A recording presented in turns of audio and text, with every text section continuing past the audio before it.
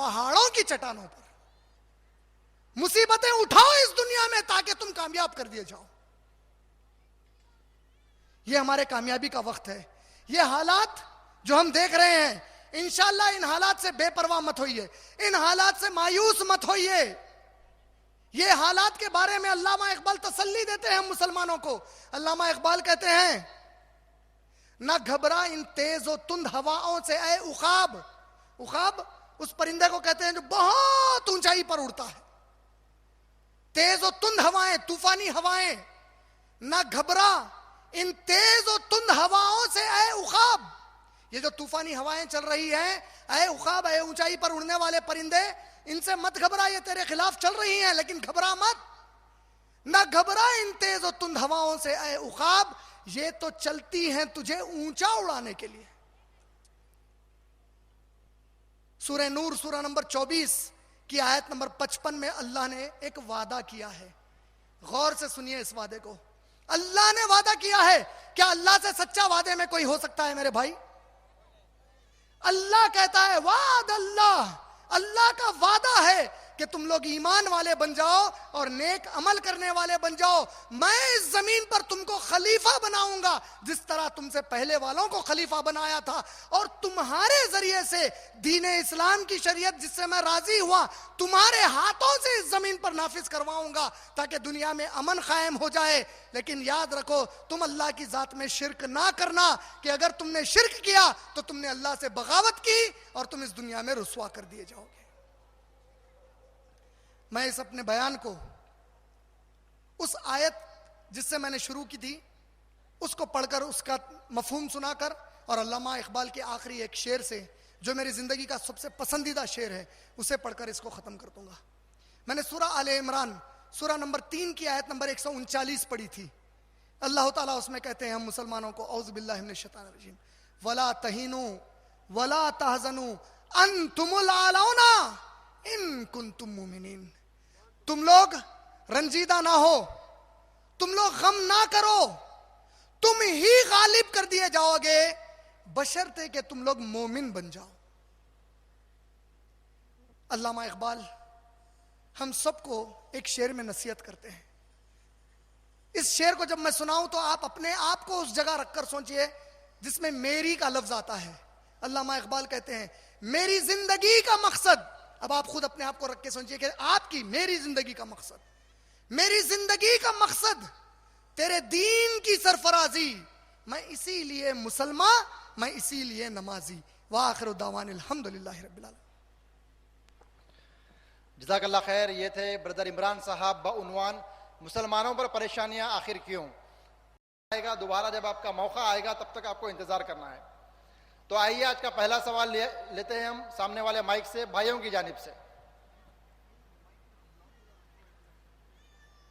میں ہمارے وہاں پر جو والنٹیئرس ہیں ان سے گزارش کروں گا کہ مائک کو تھوڑا سا یہاں سامنے لا لیجیے جی, تھوڑا سا آگے لا لیجیے اس طرف, اور تھوڑا سا, اور لیفٹ پہ ہٹائیے تھوڑا سا, لیفٹ سائڈ, لیفٹ سائڈ, میرے لیفٹ سائڈ, بس کافی ہے. میں ہمارے بہنوں کے پاس جو والنٹیئرس وہاں پر ٹھہرے ہوئے ہیں ان سے میں گزارش کروں گا کہ آپ لوگوں کے پاس جو سلپس جو پرووائڈ کی گئی ہیں, جو آپ کو دیا گیا ہے, وہ سلپس کے اوپر سوالات لکھ کر وہاں سے بھیج سکتی ہیں.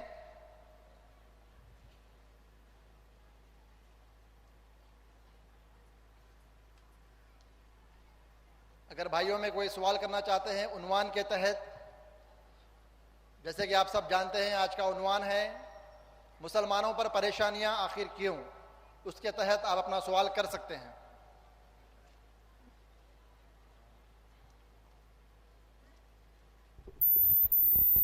مائک تھوڑا سا ایڈجسٹ کریے ان کو, کافی ہے. برادر آپ نے, آپ کا نام؟ ہمارا نام ایاز احمد انصاری جی. اور پیشے سے بنکر ہوں جی.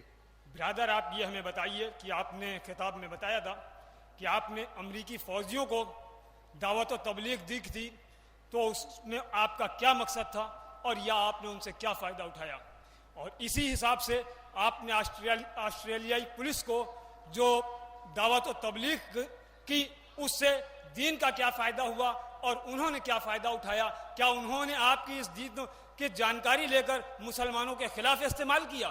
ٹھیک ہے, آپ وہیں پر ٹھہریے, ایک دو منٹ. مائک پر ٹھہریے تھوڑا. آپ مائک پر ٹھہریے. بھائی نے سوال کیا ہے کہ میں نے امریکی فوجیوں کو دعوت دی تو اس کا کیا فائدہ ہوا, کیا انہوں نے اس کا کوئی فائدہ اٹھایا یا میری باتوں کو لے کر مسلمانوں کو اور نقصان پہنچایا, اور میں نے آسٹریلین فیڈرل پولیس کو یہ دعوت دی تو اس کا کیا فائدہ ہوا, کیا انہوں نے اس کا فائدہ اٹھایا یا اس کا یہ فائدہ غلط اٹھا کر اس سے مسلمانوں کو نقصان کیا.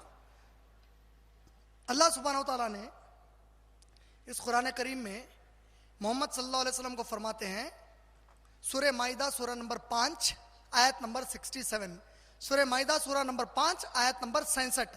آسان ہے ریفرنس یاد رکھنے کے لیے, 5واں سورہ 66ویں آیت, 5 6 7 یہ نمبر ایک ساتھ آ رہے ہیں. 5واں سورہ 67 آیت, اللہ تعالیٰ کہتے ہیں یا ایھا الرسول, اے رسول اللہ صلی اللہ علیہ وسلم, بلغ ما انزل الیک من ربک, اے نبی صلی اللہ علیہ وسلم, اے رسول صلی اللہ علیہ وسلم, جو آپ پر نازل کیا گیا ہے اس کی تبلیغ کر دیجئے, اسے دوسروں تک پہنچا دیجئے. فَإِن لَمْ تَفْعَلْ, اگر آپ نے یہ کام نہیں کیا, وَمَا بَلَّغْتَ الرِّسَالَةَ, تو آپ نے رسالت کا کام ہی نہیں کیا. وَاللَّهُ يَعْصِمُكَ مِنَ النَّاسِ, اور اگر آپ کو ڈر ہے کہ دنیا میں کوئی آپ کا دشمن آپ کو یہ کام کرنے کی وجہ سے نقصان پہنچا سکتا ہے, تو ان دشمنوں سے اللہ آپ کی حفاظت فرمائے گا. یہ اللہ نے نبی صلی اللہ علیہ وسلم کو اعلان کیا اور کہا کہ اس کتاب کو سب تک پہنچاؤ, جو کچھ نازل ہوا ہے پہنچاتے ہی چلے جاؤ. پھر اللہ کے نبی کریم صلی اللہ علیہ وسلم نے فرمایا بلغوا انی ولو آیا, اگر میری ایک بات بھی تمہیں معلوم ہے تو اسے دوسروں تک پہنچا دو.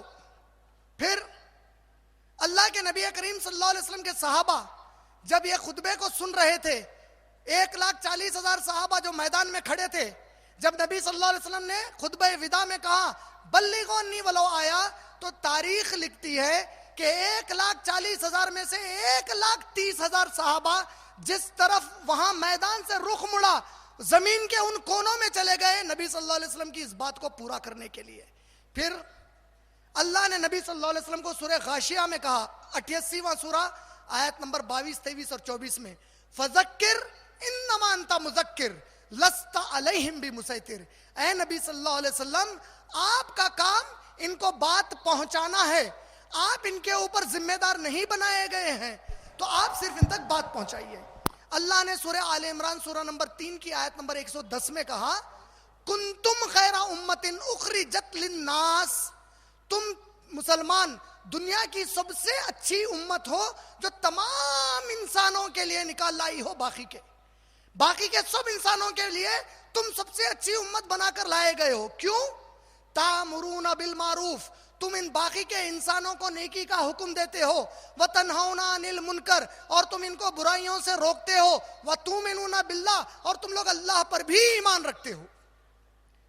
اللہ کے نبی صلی اللہ علیہ وسلم مکۃ المکرمہ میں ابو جہل اور ابو لہب کو دعوت دیتے تھے. ابو جہل اور ابو لہب نبی صلی اللہ علیہ وسلم کی دعوت سے خوش ہو کے اسلام قبول کیے یا مسلمانوں پر اور ظلم بڑھا دیے؟ کیا خیال ہے آپ لوگوں کا؟ جی, ظلم بڑھا دیے. تو کیا اللہ نے محمد صلی اللہ علیہ وسلم سے کہا کہ اب چونکہ مسلمانوں پر ظلم بڑھ گیا ہے نبی, لہٰذا آپ دعوت کا کام مت کرو؟ ایسا ہوا؟ اللہ نے کہا اگر ظلم بڑھا ہے اب دعوت کے کام کو اور بڑھاؤ, جو ظلم کرتا ہے اس کو پہنچاؤ. پوری قرآن میں سب سے زیادہ ذکر موسیٰ علیہ السلام کا ہے.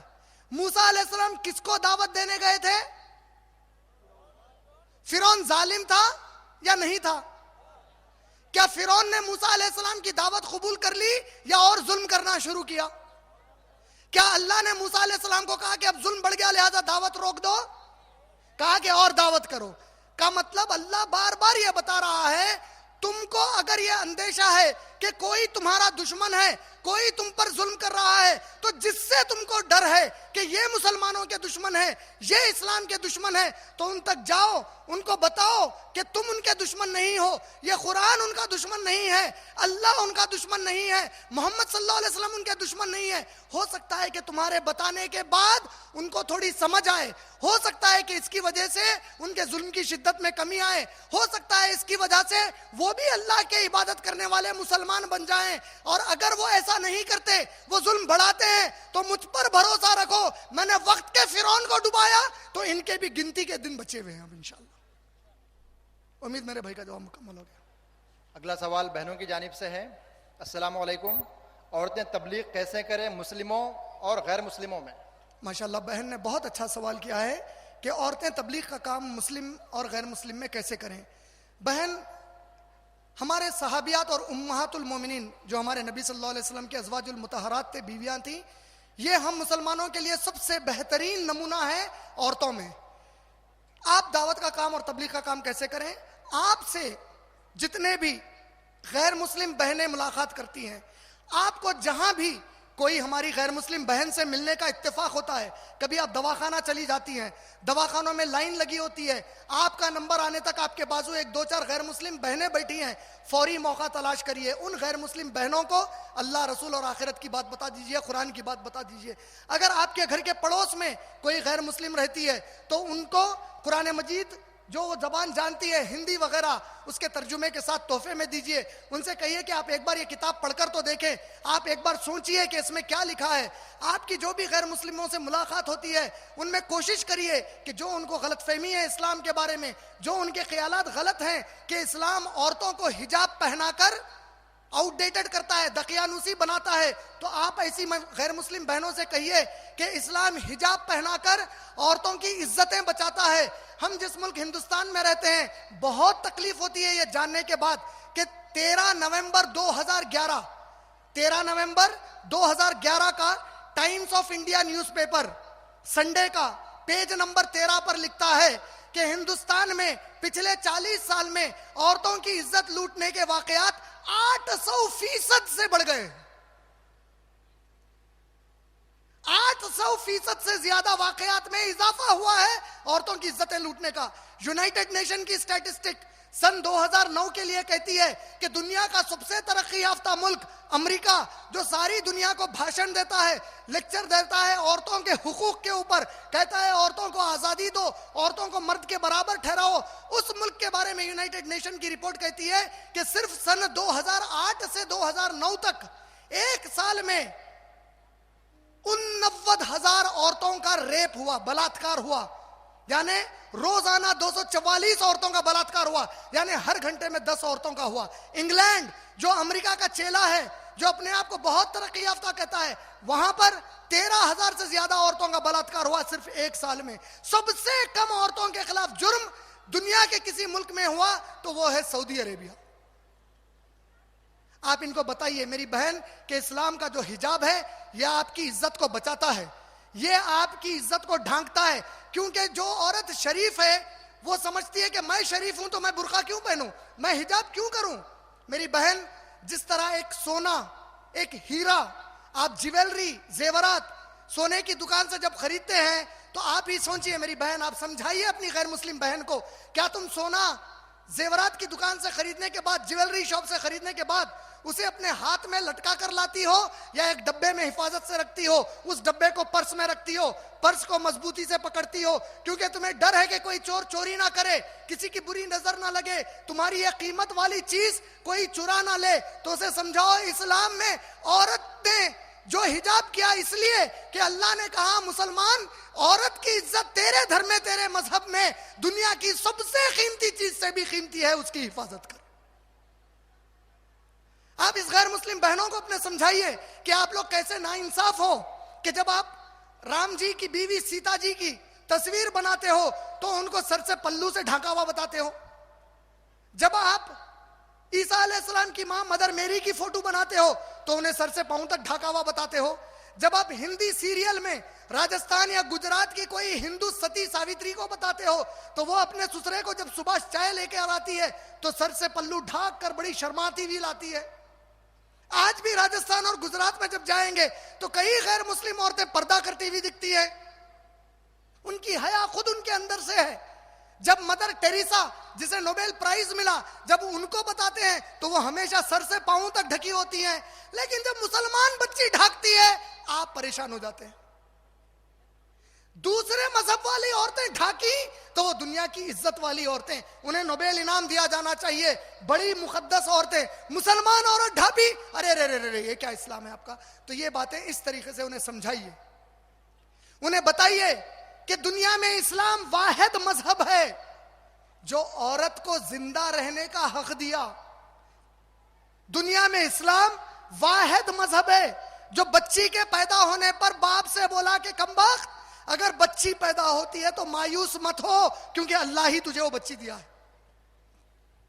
اللہ نے سورہ نحل سورہ نمبر 16 آیت نمبر 58 اور 59 میں کہا کہ جب اس کے پاس خبر لائی جاتی ہے کہ تیرے گھر ایک لڑکی پیدا ہوئی ہے, یہ اپنی صورت اتار لیتا ہے, لعنت ہے اس کے اوپر کہ اس نے کیسا عمل کیا.